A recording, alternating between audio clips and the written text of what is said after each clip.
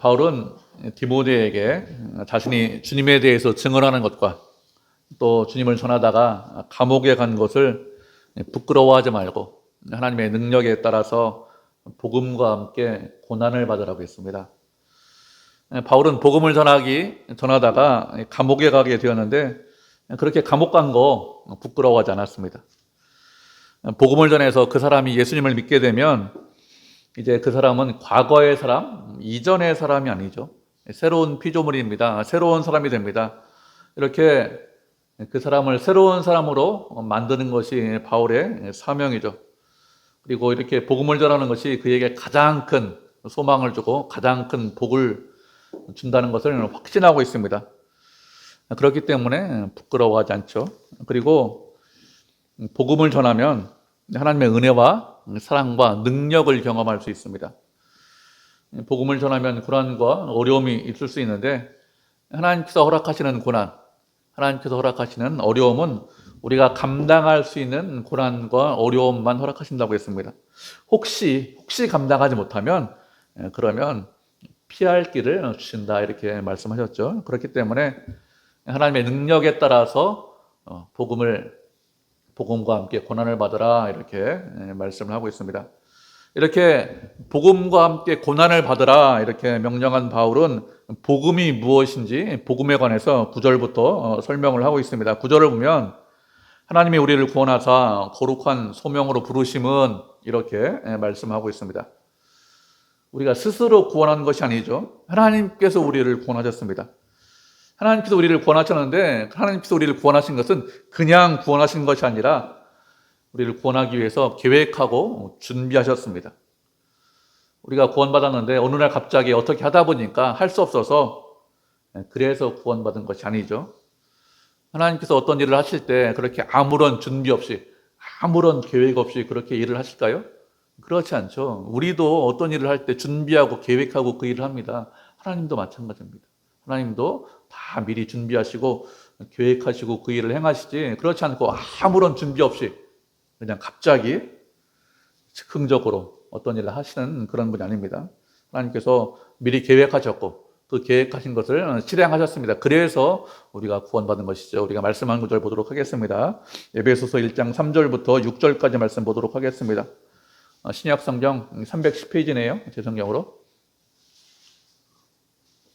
에베소서 1장 3절부터 6절까지 말씀 4절이니까 우리 한 목소리로 읽겠습니다. 신약 성경 310페이지입니다. 찾으셨죠? 1장 3절 먼저 읽겠습니다. 찬송하리로다 하나님 곧 우리 주 예수 그리스도의 아버지께서 그리스도 안에서 하늘에 속한 모든 신령한 복을 우리에게 주시되 곧 창세전에 그리스도 안에서 우리를 택하사 우리로 대하여서 그 앞에 거룩하고 흠이 없게 하시고 그 기쁘신 뜻대로 우리를 예정하사 예수 그리스도로 말미암아 자기의 아들들이 되게 하셨으니 이는 그가 사랑하시는 자 안에서 우리에게 거둬주신 바 그의 은혜의 영광을 찬송하게 하는 것이라. 아멘. 바울이 하나님을 찬송하고 있습니다. 하나님을 찬송하고 기뻐하고 감사하는 것은 하나님께서 그리스도 안에 있는 우리들에게 하늘에 속한 모든 신령한 복을 주셨기 때문에 찬송하리로다 이렇게 고백을 하고 있습니다. 하늘에 속한 모든 신령한 복이라는 것은 인간이 누리고 기뻐하고 감사하고 즐거워하는 것들, 그런 모든 것들을 주셨다는 거예요. 하나님께서 한두 가지만 아니면 서너 가지만 몇 가지만 이렇게 주신 것이 아니라 모든 복을 주셨기 때문에 그래서 감사하는 것이죠.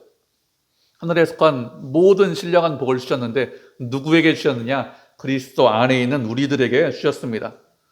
그러면 그런 우리를 언제 선택을 하셨느냐? 그래서 복을 주셨는가 하면 창세 전에 우리를 선택하셨다고 했습니다. 하나님께서 세상을 만들기 전에 우리를 창조하기 이전에 우리를 선택하고 또 구원하기 위해서 미리 준비하시고 계획하셨습니다.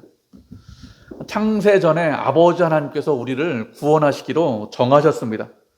그런데 구원은 그냥 구원할 수 있는 것이 아니에요. 십자가를 통해서 구원할 수 있는데 누가 십자가를 지기로 정하셨는가 하면 아들 하나님께서 예수님께서 십자가를 지기로 정하셨습니다.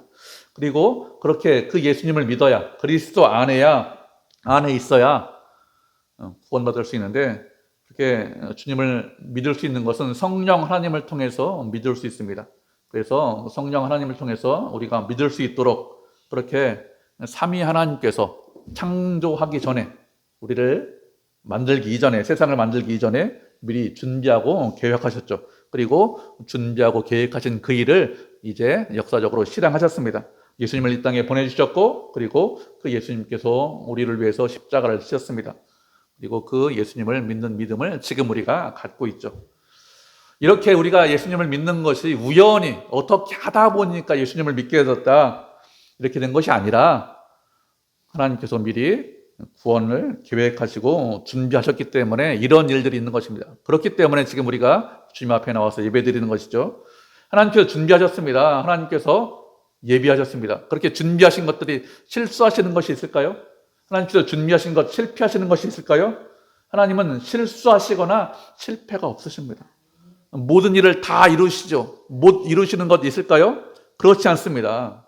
다 이루십니다. 우리가 구원받은 것 주님의 계획 안에, 섭리 안에 있는 것입니다. 그렇기 때문에, 그렇게 주님께서 계획하셨기 때문에, 섭리하셨기 때문에 우리 구원받은 것이 없어지거나 아니면 취소되지 않습니다.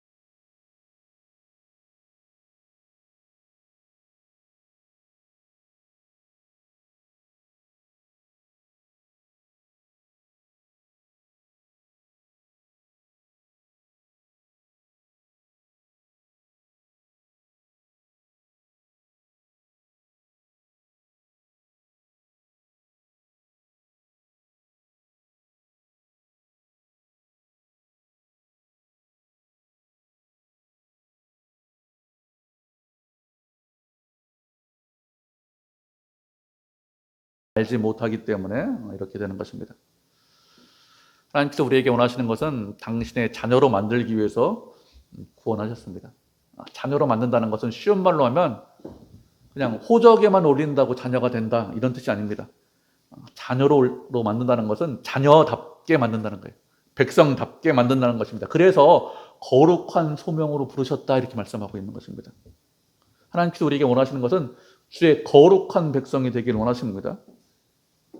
구원받았어요. 구원받지 않은 것입니다. 이미 받았다고 했습니다. 그렇지만 여전히 과거의 습관이 남아 있습니다. 그래서 하나님의 자녀처럼 살지 못하죠. 옛사람의 습관, 세상의 습관이 남아 있습니다. 하나님 보시기에 합당하지 못한 것들이 있는데 그런 것들을 다 빼버리고 깨끗하게 만들고 점점 자라고 성장해서 성숙해서 그래서 주의 자녀로 주의 백성으로 만드는 것, 그것이 거룩한 소명으로 부르셨다 이렇게 말씀을 하고 있는 것이죠. 항상 우리를 어떻게 인도하시느냐? 거룩한 백성으로, 거룩한 자녀로, 그런 방향으로 우리를 이끌어 가십니다. 그게 주님의 뜻이에요. 그럼 거룩한 백성이 되기 위해서 우리에게 좋은 본보기가 있어야 되는데 그 좋은 본보기가 누구냐? 예수님입니다. 우리가 예수님께서 어떻게 행하셨는지, 무슨 말씀을 하셨는지 이런 것들을 살펴보고 우리가 그런 것들에 대해서 묵상하고 또 말씀을 내 삶에 적용하는 이유가 무엇이냐? 그것이 예수님을 따라가고 닮아가는 것이 거룩한 백성으로 사는 것이기 때문에 그렇습니다. 예수님을 따라가야, 예수님을 닮아가야, 그래야 거룩한 백성이 될 수 있습니다. 주님께서 우리를 이렇게 구원하셨는데 이렇게 구원하신 것은 우리의 행위대로 구원하는 것이 아니라고 했습니다. 구원은 하나님께서 시작하셨습니다. 계획하시고 준비하셨습니다. 그렇기 때문에 그렇게 계획하시고 준비하신 것을 결국에는 이루십니다. 그런데 우리가 구원받은 것이 우리의 행위대로 구원받은 것이 아니다 이렇게 분명하게 말씀을 하고 있습니다. 이런 말씀을 하는 이유가 무엇인가 하면 사람들이 구원받았지만 오해를 하기 때문에 이런 말씀을 하는 것이죠. 구원받은 것에 대해서 많은 사람들이 감사합니다. 기뻐합니다. 감격이 있습니다. 그런데 시간이 지나면서 이런 생각을 많이 합니다. 내가 구원받은 거 그래도 내가 좀 괜찮은 사람이기 때문에, 내가 좀 세상에서 착하게 살았기 때문에 다른 사람들보다는 좀 괜찮지 않아? 내가 좀 그래도 쓸만하지 않아? 이런 사람들이 있습니다. 똑같은 이야기인데 이걸 반대로 또 생각하는 분들도 종종 있더라고요. 이야기를 하다 보면 구원받을 만한 행동을 해야 되는데 나는 그렇게 세상에서 선하게 살지 못했습니다. 나는 악하게 살았습니다. 선행을 많이 하고 착한 일을 많이 해야 그래야 천국까지, 어떻게 착한 일을 하지 않은 저 같은 사람이 천국 갈 수 있습니다. 천국 갈 수 있을까요? 이렇게 이야기하는 사람도 있습니다. 그런데 뭐라고 말씀하셨다고요? 행위가 아니라고 하셨습니다. 무엇인가 잘해서, 공로가 있어서, 훌륭해서, 칭찬받을 만해서, 그래서 구원받는 것이 아니라 뭐라고요? 은혜로 구원받았습니다. 우리가 말씀 한 구절 보도록 하겠습니다. 로마서 9장 14절부터 16절까지 말씀 보도록 하겠습니다. 로마서 9장 14절부터 16절, 신약성경 251페이지네요. 이것도 세 절이기 때문에 한 목소리로 읽겠습니다. 로마서 9장 14절부터 16절까지 신약성경으로 251페이지 세 절이니까 한 목소리로 읽겠습니다. 찾으셨죠? 시작. 그런즉 우리가 무슨 말을 하리요? 하나님께 불의가 있느냐? 그럴 수 없느니라. 모세에게 이르시되 내가 긍휼히 여길 자를 긍휼히 여기고 불쌍히 여길 자를 불쌍히 여기리라 하셨으니 그런즉 원하는 자로 말미암음도 아니요 사람 박제를 하는 자로 말미암음도 아니요 오직 긍휼히 여기시는 하나님으로 말미암음이니라. 아멘.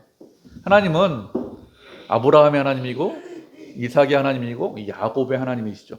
하나님께서 아브라함을 선택하셔서 고향과 친척과 아버지의 집을 떠나서 가나안 땅으로 가라 이렇게 말씀하시고 100세에 그 아들 이삭을 주셨습니다. 그리고 이삭에게는 쌍둥이 두 아들을 주셨는데 야곱과 에서라는 쌍둥이 두 아들을 주셨습니다. 그런데 하나님께서 야곱은 선택하셨어요. 그 쌍둥이 형인 에서는 선택하지 않으셨습니다. 그래서 하나님을 아브라함과 이삭과 야곱의 하나님이라고 하지 아브라함과 이삭과 에서의 하나님이라고 말씀하시지 않습니다. 야곱과 에서는 말씀드린 대로 쌍둥이입니다. 쌍둥이라는 것이 무슨 뜻이죠? 부모가 같다는 뜻입니다. 그 아버지 이삭, 그 어머니 리브가 같은 부모입니다. 쌍둥이로 태어났습니다. 같은 날 태어났어요. 좀 시차가 있겠죠? 그리고 같은 집안 환경에서 자라났습니다. 그런데 야곱은 선택하시고 에서는 선택하지 않았습니다. 야곱 어떤 사람이죠? 야곱은 속이는 자의 대명사입니다. 팥죽 한 그릇 가지고 형의 장자권을 뺏었습니다. 그리고 아버지와 형을 속였습니다. 그렇기 때문에 행위에만 본다면, 행한 것을 으로 선택을 한다면 야곱을 선택하는 것이 아니라 하나님께서 에서를 선택해야 될 것 같아요. 에서가 훨씬 더 괜찮아 보입니다. 그런데 하나님께서 무엇이라고 말씀하셨는가 하면 야곱과 에서가 리브가의 태 속에 있을 때, 엄마의 뱃속에 있을 때, 태어나기 전에, 무엇을 행하기 전에 큰 자가 작은 자를 섬길 것이다, 이렇게 말씀하셨습니다. 하나님께서 야곱을 당신의 백성으로 정하셨다, 이런 뜻입니다. 하나님께서 이렇게 정하셨는데 이렇게 정하신 것에 어떤 불의가 있느냐, 이렇게 묻고 있습니다. 하나님에게 어떤 불의도 없으십니다. 하나님께서는 긍휼히 여길 자를 긍휼히 여기시고 불쌍히 여길 자를 불쌍히 여기셨습니다. 불쌍히 여기고 긍휼히 여기셨기 때문에 야곱에게 은혜를 베푸신 것입니다. 그래서 16절에 보면 무엇이라고 말씀하고 있죠? 원하는 자로 말미암아 된 것도 아니라고 했습니다. 주님, 저거 주님의 백성이 되길 간절히 소원합니다. 주의 백성이 돼야 주님께서 복 주시잖아요. 온갖 좋은 복들, 신령한 복들 다 주시는데, 그러니 저 복 주세요. 그래서 간절히 복 받기 원해서, 그래서 하나님의 백성이 된 것이 아니라고 했습니다. 우리가 잘못하면, 그래, 나 복 받아야 돼, 나 좋은 거 받아야 돼, 그래서 그게 소원이기 때문에 하나님 믿게 되었어, 이렇게 생각할 수 있는데 그렇지 않다는 것입니다. 그리고 또 말씀하신 것이 무엇이죠? 다름질을 하는 자로 말미암음도 아니라고 했습니다. 다름질을 했다는 것은 무엇인가 잘했다, 뛰어났다, 이런 뜻입니다. 여기부터 저기까지 달려, 그래서 1등부터 100등까지는 구원하고 101등부터는 구원하지 않을 거야, 이렇게 해서 구원받는 것이 아니란 것이죠. 무엇인가 잘해서, 공로가 있기 때문에, 선행이 있기 때문에, 남들보다 뛰어나기 때문에, 칭찬받고 인정받기 때문에 구원받은 것이 아닙니다. 우리를 불쌍히 여기셨기 때문에, 은혜를 베푸셨기 때문에 구원받은 것이죠. 나에게, 우리에게 구원의 조건이나 이유나 원인이 없다는 것입니다. 오직 은혜로 하나님께서 불쌍히 여기셔서 구원받은 거예요. 우리가 공로가 있습니다. 은혜가 있습니다. 공로가 있습니다. 자랑이 있습니다. 열심이 있습니다. 그러면 우리가 자랑할 수 있어요. 그죠? 내가 이렇게 열심히 일했습니다. 노력했습니다. 땀 흘렸습니다. 그런데 그런 것으로 구원받은 것이 아니라 은혜로 구원받았습니다. 그렇기 때문에 어느 누구도 자랑하지 못하겠죠. 우리가 구원받은 것에 대해서 감사할 수밖에 없습니다. 왜 그러냐면 내 실력과 내 능력이 아니기 때문에 그렇습니다. 만약에 행위대로 구원하셨으면, 내가 죄인이기 때문에, 우리가 다 죄인이기 때문에 구원받는 것이 아니라 다 지옥에 가야 되는데, 다 멸망으로 떨어져야 되는데, 은혜로 구원받았기 때문에 감사할 수밖에 없죠. 이렇게 하나님의 은혜로 인해서 구원받았는데, 구절을 계속해서 보면 우리를 구원하실 때 뭐라고요? 자기의 뜻대로 구원하셨다고 했습니다. 어느 누구도 하나님의 뜻을 거역할 수 없겠죠.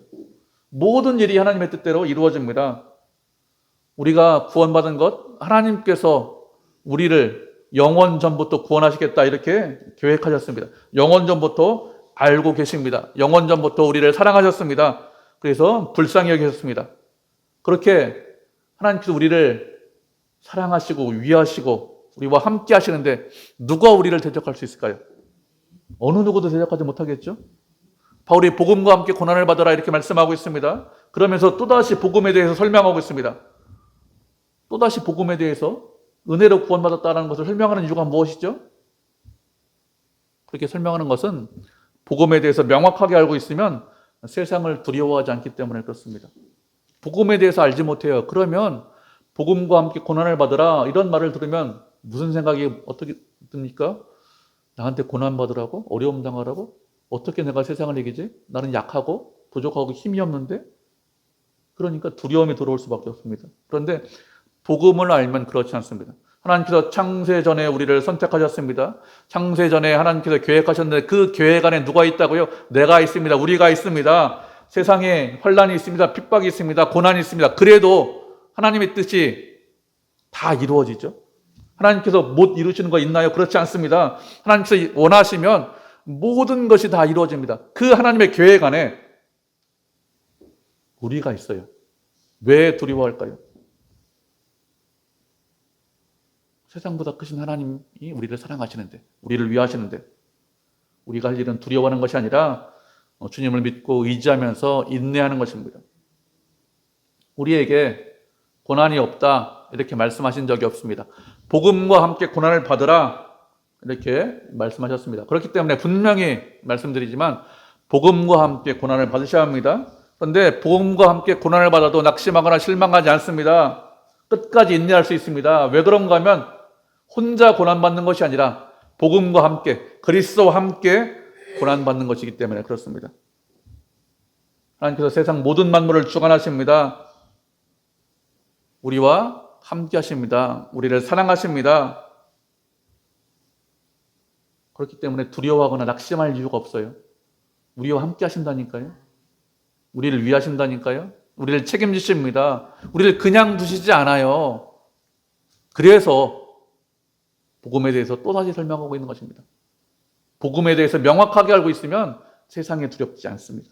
우리는 끝까지 인내하면서 복음과 함께 고난을 받으셔야 합니다. 하나님께서 이렇게 은혜로 우리를 구원하셨는데 10절을 보면 이제 우리 구주 예수 그리스도의 나타나심으로 말미암아 나타났다 이렇게 말씀하고 있습니다.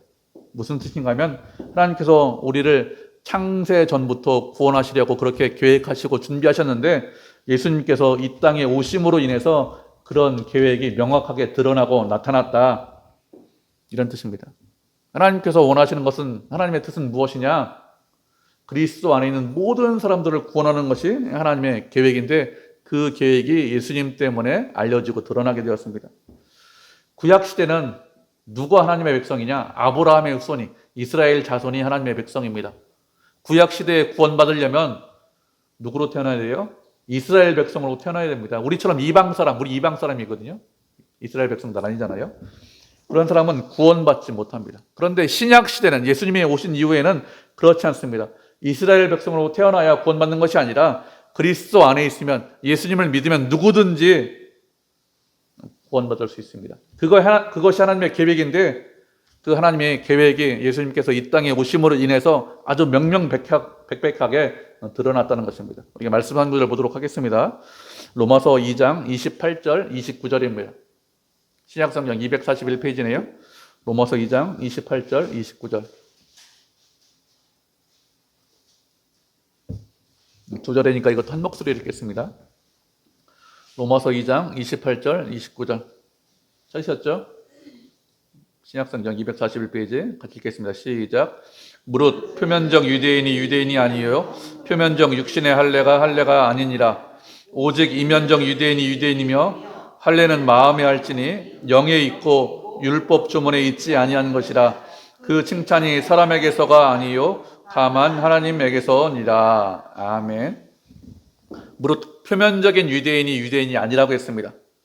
표면적인 유대인이라는 것은 혈통적인 유대인이라는 뜻입니다.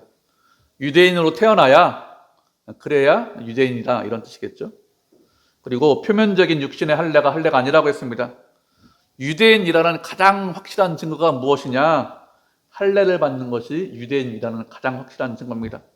이스라엘 백성들은 난지 8일 만에 할례를 받았습니다.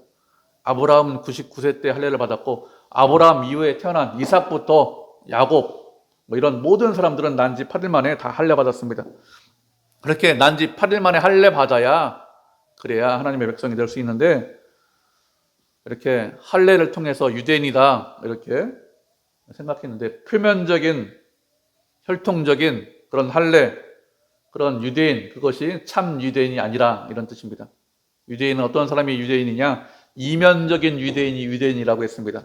이면적인 유대인은 어떤 사람이냐? 할례를 받는 사람인데 할례를 어디에 받죠? 육신에 받는 것이 아니라 마음에 받아야 한다고 했습니다. 하나님의 자녀가 되는 것은 영에 있는 것이지 율법 조문에 있는 것이 아니라고 했습니다. 율법 조문이라는 것은 육신의 할례를 받는 것이 율법 조문입니다. 모세 율법은 그렇게 되어 있습니다. 구약시대의 이스라엘 백성이 되기 위해서는 육신의 할례를 받아야 이스라엘 백성이 된다 이렇게 말씀하셨습니다. 그런데 예수님께서 이 땅에 오신 이후에는 그렇게 말씀하시지 않았습니다. 육신의 할례를 받는 것이 아니라 마음의 할례를 받아라 이렇게 말씀하셨습니다. 그래서 율법 조문에 있는 것이 아니라 영에 있다고 했습니다. 다른 말로 하면 하나님의 영이 그 안에 있어야 그래야 하나님의 백성이다, 하나님의 자녀다 이런 뜻입니다. 하나님의 영이 있기 위해서는 누가 있어야 됩니까? 예수 그리스도 안에 있어야 되고 그리스도를 믿어야 그리스도를 통해야 우리 안에 하나님의 영이 있죠. 예수님을 믿지 않으면 하나님의 영이 우리 안에 있지 않습니다. 그래서 칭찬이 사람에게서 나는 것이 아니라 하나님에게서 난다 이렇게 말씀하고 있습니다. 하나님께서 인정하셔야 그래야 하나님의 백성이란 뜻입니다. 아무리 뛰어난 일을 많이 하고 훌륭한 일을 많이 하고 그 사람이 인기가 있고 사람들에게 인정을 받아도 하나님께서 인정하지 않으면, 하나님을 믿지 않으면 그 사람 하나님의 사람이 아닙니다. 이런 일이 어떻게 했다고요? 예수님께서 이 땅에 오심으로 인해서 명명백백하게 드러났다는 것입니다.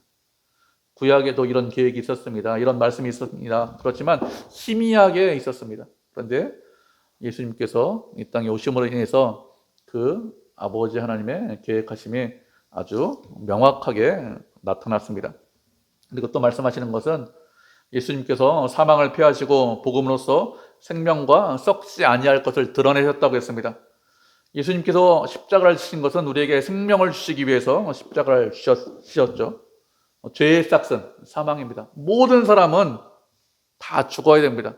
우리는 죄인이기 때문에 주님과 함께 할 수 없고 죄의 대가로 죽는 것이 그것이 하나님의 뜻입니다. 그런데 주님께서 우리에게 원하시는 것은 죽는 것이 아닙니다. 주님께서 우리를 창조하신 이유가 무엇일까요? 죽으라고 우리를 창조하셨을까요? 그렇지 않습니다. 영원히 사는 것이 주님께서 우리를 창조하신 이유입니다. 그런데 죄 때문에 죽게 되었죠. 그런 우리를 다시 살리는 것이 주님의 뜻입니다. 이런 뜻이 예수님께서 이 땅에 오심으로 인해서 드러났다고 했습니다. 예수님은 사망을 피하시고 생명과 썩지 아니할 것을 드러내셨습니다. 하나님께서 우리를 위하시고 사랑하시죠. 그래서 생명과 썩지 아니할 것을 우리에게 주셨습니다. 그냥 주시는 것이 아니라 어떻게 주셨다고요? 복음과 함께 생명과 썩지 아니하는 것을 주셨습니다. 세상은 우리가 다 알죠. 시간 지나가면 다 썩습니다. 다 없어집니다. 썩지 않는 것이 있습니까? 없어지지 않는 것 있나요? 여러분, 우리 시간이 지나면서 점점 늙어요. 다 알고 있습니다. 경험적으로 알고 있습니다. 그렇지만 복음은 그렇지 않습니다. 복음은 죽지 않습니다. 썩지 않습니다. 영원합니다. 그런 우리가 복음을 가졌기 때문에, 그리스도 안에 있기 때문에 우리가 두려워할 이유가 없죠. 낙심하거나 실망할 이유가 없습니다. 사도 바울이 로마서 8장에서 이렇게 고백을 하고 있습니다. 생각하건대 현재의 고난은 장차 우리에게 나타날 영광과 비교할 수 없도다 이렇게 고백했습니다. 잠시 잠깐 이 땅에 살면서 고난받을 수 있습니다. 어려움 당할 수 있습니다. 그렇지만 이 고난과 앞으로 우리가 받을 영광과 비교조차도 할 수 없다. 비교 대상도 아니다. 우리에게 큰 좋은 것들, 아름다운 것들, 영광스러운 것들, 이런 것들이 준비되어 있습니다.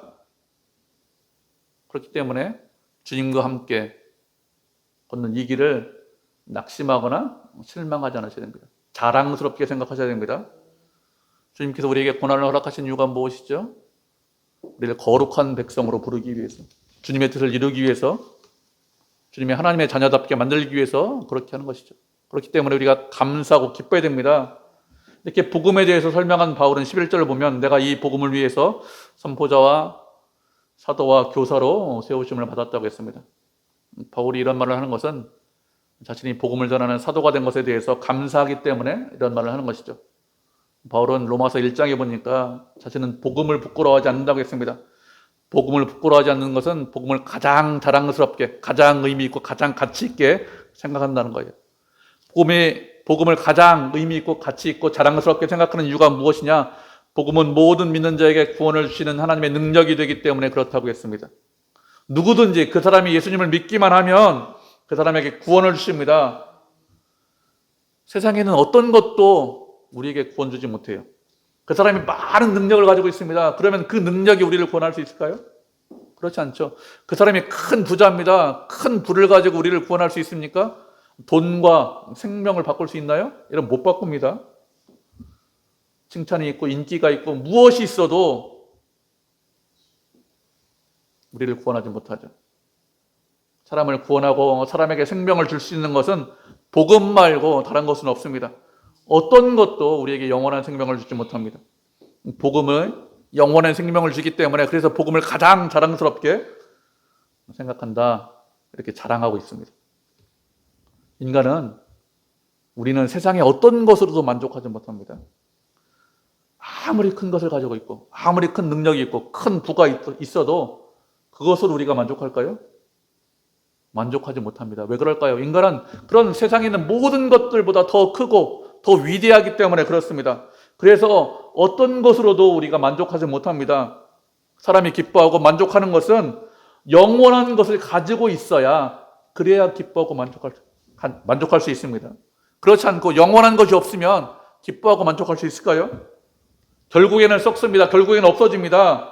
썩고 없어지는 것, 그런 거 잡고 있으면서 여러분 그것 때문에 만족할 수 있나요? 아니요, 인간은 그렇지 않습니다. 왜 그러냐면 인간은 그것보다 더 크고 더 위대하고 더 대단하기 때문에 그렇습니다. 그래서 세상에 있는 어떤 것으로도 우리는 만족하지 못합니다. 우리가 믿는 하나님, 영원하신 분이죠.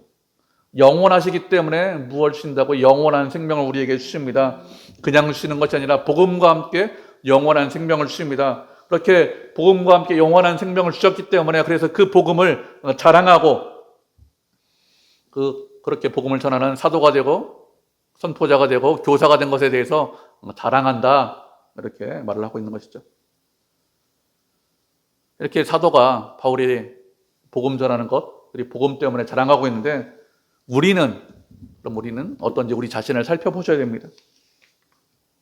우리에게 생명을 주고 구원을 주고 우리에게 기쁨을 주고 만족을 주는 복음을 자랑하고 있는지 아니면 복음이 아닌 다른 것을 자랑하는 것은 아닌지 자기 자신을 살펴보셔야 됩니다. 썩어지고 영원하지 않는 것, 그런 것 자랑하고 있는 거 아닌가요? 영원한 복음을 자랑해야 되죠. 생명을 자랑하셔야 됩니다. 그것에 대해서 감사하고 만족해야 됩니다. 우리에게 기쁨을 주고 우리에게 만족을 주는 것은 영원한 것밖에 없다니까요. 인간은 대단하기 때문에, 인간은 위대하기 때문에 썩고 없어질 것 가지고 만족하지 못합니다. 오직 주님께서 주시는 영원한 생명이 있을 때, 그리스도 안에 있을 때 우리가 만족하고 기뻐할 수 있죠. 우리도 그렇기 때문에 우리에게 주신 복음을 자랑하고 영원한 생명을 기뻐하고 감사하고 하나님의 뜻대로 거룩한 백성이 되어서 주의 영광을 위해서 사는 그런 주의 백성, 주의 자녀가 되기를 주님의 이름으로 축복을 드립니다.